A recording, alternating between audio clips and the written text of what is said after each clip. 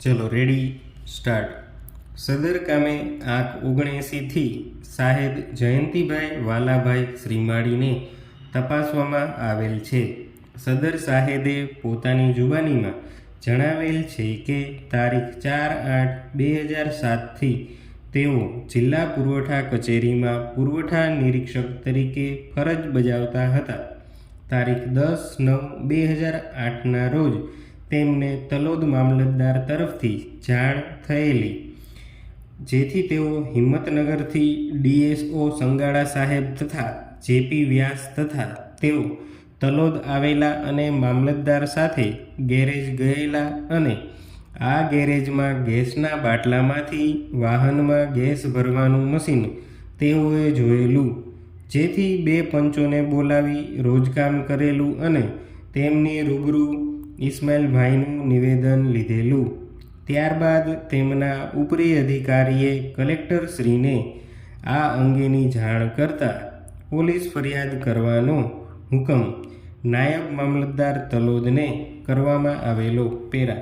આરોપી તરફેની ઉલટ તપાસમાં સાહેદે એ હકીકત કબૂલ રાખતા જણાવેલ છે કે તેઓ સરકારી વાહનમાં ગયેલા.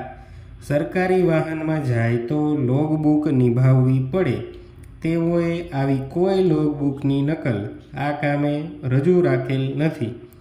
કહેવાતી બાતમીવાળી જગ્યા કોની માલિકીની છે તે તેઓ કહી શકે નહીં, તેમજ તેઓએ માલિકી અંગેના કોઈ દસ્તાવેજ કબજે કરેલ નહીં. તેઓએ બાતમીવાળી જગ્યાએ કોઈ વ્યક્તિને ગેસ પૂરતા કે કોઈ વાહનમાં ગેસ ભરેલ હોય તેવું કે ગેસ ખાલી બાટલાઓ પણ જોયેલા નહીં.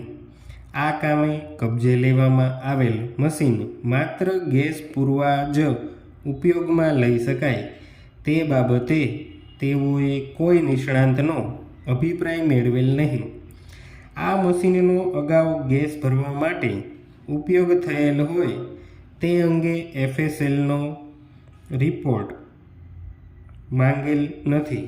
તેઓએ સરતપાસમાં જણાવ્યા મુજબની કોઈ મારુતિ વાન તપાસણી કરેલ નથી કે આવી કોઈ મારુતિ વાનનું પંચનામું કરેલ નથી. કલેક્ટરશ્રીએ કોઈ ફરિયાદ કરેલ નથી. બનાવવાળી જગ્યાનો કોઈ નકશો તૈયાર કરી કોઈ રેકોર્ડિંગ કરેલ હોય કે કોઈ ફોટા પાડેલ હોય તેવું બનેલ નથી કે રજૂ કરેલ નથી. જે મોટર તેઓએ સ્થળ ઉપર જોયેલી તે મોટરમાં પાણીની પાઇપલાઇન જોડવામાં આવે તો ગેરેજમાં વાહન ધોવામાં વાપરી શકાય તેવી હતી. સદર કામે આંક 80થી સાહેદ રાજેશભાઈ રવજીભાઈ પટેલને તપાસવામાં આવેલ છે. સદર સાહેદે પોતાની જુબાનીમાં જણાવેલ છે કે તારીખ 20-9-2008ના રોજ તેઓ પોસ્ટેમાં ગયેલા. પોસઈ તરીકે તેઓની ફરજ બજાવતા હતા ત્યારે નાયબ મામલતદાર શ્રી VL રાઠોડનાઓએ એક લેખિત ફરિયાદ આપતા પીએસઓએ સદર ફરિયાદીને સેકન્ડ ગુના રજિસ્ટર નંબર 3181/2008થી નોંધી આગળની તપાસ તેઓને સોંપેલી.